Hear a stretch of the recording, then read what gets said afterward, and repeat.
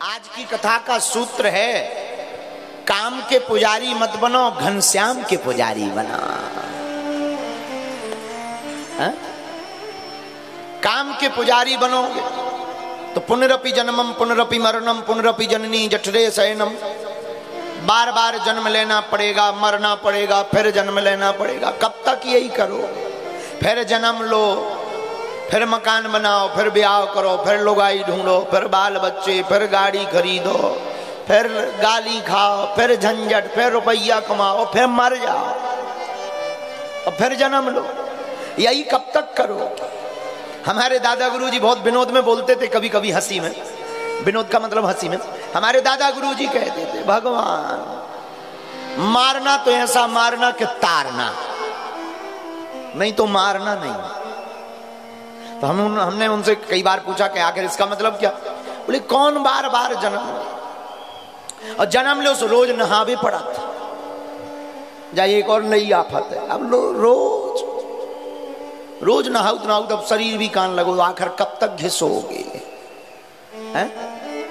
दादा गुरुजी कहते थे कौन बार बार। अच्छा, दादा गुरुजी हमारे बड़े विनोदी भाव के थे, बहुत विनोद में रहते थे। तो वो कहते थे कि भाई देखो हमसे रोज नहीं नहाया जाता। हम कहते नहीं नहीं नहाना तो चाहिए गुरुजी। तो वो कहते थे हाथी घोड़ा रोज थोड़ी नहाते हैं।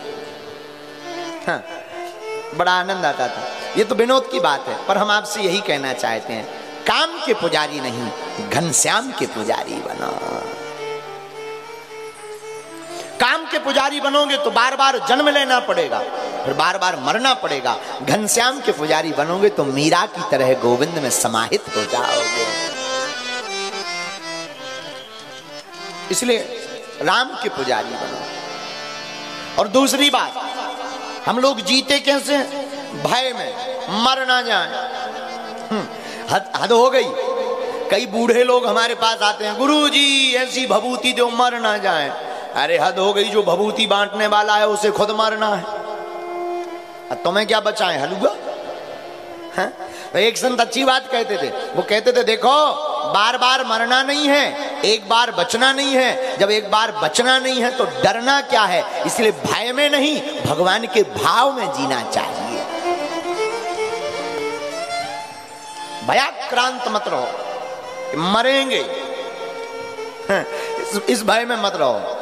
मरेंगे, मरना तो तय है, लेकिन जब भी मरना ऐसा मरना कि मरने के बाद भी तुम्हारा नाम इस दुनिया में अमर रहे। कई लोग ऐसे हैं जो मर गए लेकिन आज भी अमर हैं। सुभाष चंद्र बोस, चंद्रशेखर आजाद, भगत सिंह, सुखदेव, स्वामी विवेकानंद, परमहंस श्री रामकृष्ण परमहंस जी महाराज, पूज्य श्री देवराहा वाले बाबा, पूज्य श्री नीम करोली वाले बाबा, पूज्य दादा गुरु जी हमारे सदगुरु भगवान श्री सन्यासी बाबा। ऐसे शरीर तो चला गया लेकिन आज भी हम लोगों के बीच में अपने विचारों के साथ और अपनी क्रांति के साथ जीवित हैं। जीना तो इसी का नाम जीना है, बाकी तो जिंदा होते हुए भी मुर्दा है। बाकी तो साहब नहीं तो जिंदा भी मरे ही है। बोलो सीताराम, जोर से बोलो। तो 7 दिन की इस कथा का जो सूत्र है बड़ा प्यारा है। भगत के क्या सूत्र है? भगत के बस में है भगवान, भगत के बस में है भगवान। अरे भक्ति बिना ये कुछ भी नहीं है, भक्ति बिना ये कुछ भी नहीं है।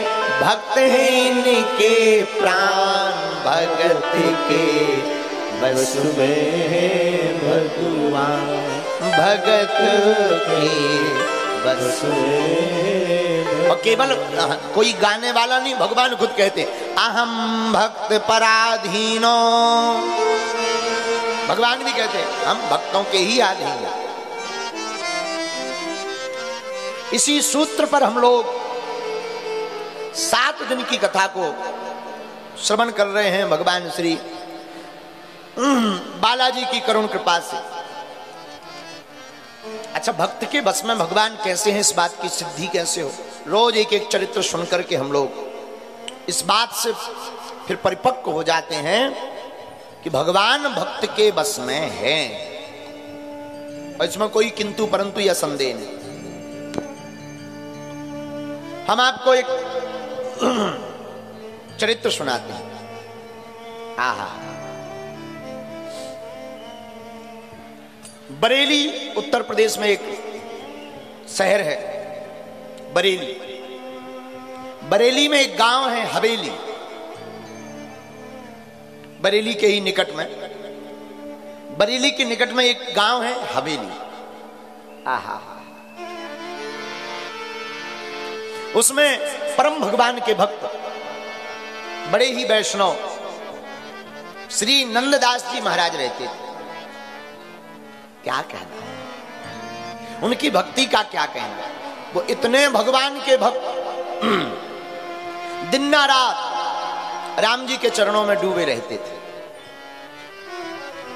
ब्राह्मण थे, बड़े संत सेवी थे, संतों का बड़ा आदर करते थे, संतों को बड़ा मानते थे। उसी गांव के कुछ लोग ऐसे होते हैं, प्रायः संतों से ईर्ष्या करने वाले होते ही होते हैं। हमारा ऐसा मानना है कि संतों से ईर्ष्या नहीं है।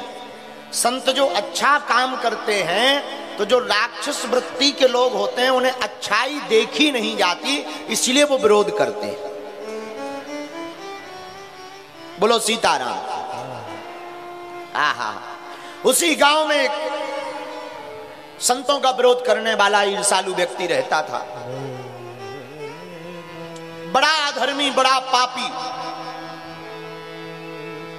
बड़ा विरोध करता था। संत आए गांव में, अरे ये ठलुआ से घूमते फिरते हैं, कुछ करते धरते हैं नहीं, जगह जगह मांगते रहते हैं, ना शर्म नहीं आती अपने मन से। ब्राह्मण देवता बेचारे नंददास जी कुछ नहीं कहते। एक बार इनका मनोबल गिराने के लिए उसने एक बछड़ी को मारकर इनके खेत में डाल दिया, और पूरे गांव में शोर मचा दिया कि अरे देखो, तुम जिनको महात्मा मानते हो, जिनको संत मानते हो, उनकी दुर्गति देखो जरा, ये मुसलमानों से भी बदतर है। अपने खेत में गाय को मारकर डाल दिया, आज तक नहीं निकाला। नंददास जी की ऐसी बुराई करना शुरू कर दी, बहुत बुराई। नंददास जी बेचारे रोने लगे, गांव वाले थू थू करने लगे। महात्माओं ने जाने से मना कर दिया, अब नहीं जाएंगे। पर जो महात्मा जानते थे कि ऐसा ये ब्राह्मण देवता कर नहीं सकते, वो तो जा रहे थे। आहा, आप श्री नंददास जी महाराज इतना रोए भगवान के सामने कि हे रघुनाथ जी, हे ठाकुर जी, हमने आज तक किसी का बुरा नहीं किया, पर हमको ये महापाप क्यों इसका कलंक लगा है, महापाप का। आहा,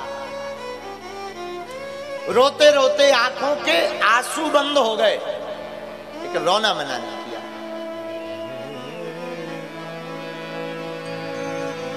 क्या कहना, महात्माओं ने योजना बनाई कि सत्य का पता लगाया जाए। तो नंददास जी को लेकर के खेत पर गए, एक मरी हुई पड़ी हुई एक बछड़िया डली थी, उसको देखा। महात्मा बोले, पंडित जी बात तो सही है, और ये कलंक के भागीदार आप ही हो। तो नंददास जी महाराज जी को बड़ा रोष आ गया, हाथ में जल लिया और श्री ठाकुर जी का स्मरण करके कहा, हे ठाकुर जी, आज तक अगर हमने इन संतों की सेवा सच्चे मन से की हो, बिना कोई द्वेष रखे हुए की हो, तो कृपा करके एक बार इस बछिया को जीवित करवा दीजिए। और इतना कह के जैसे ही जल बछिया पर छोड़ा, सोई वह जीवित होकर के खड़ी हो गई।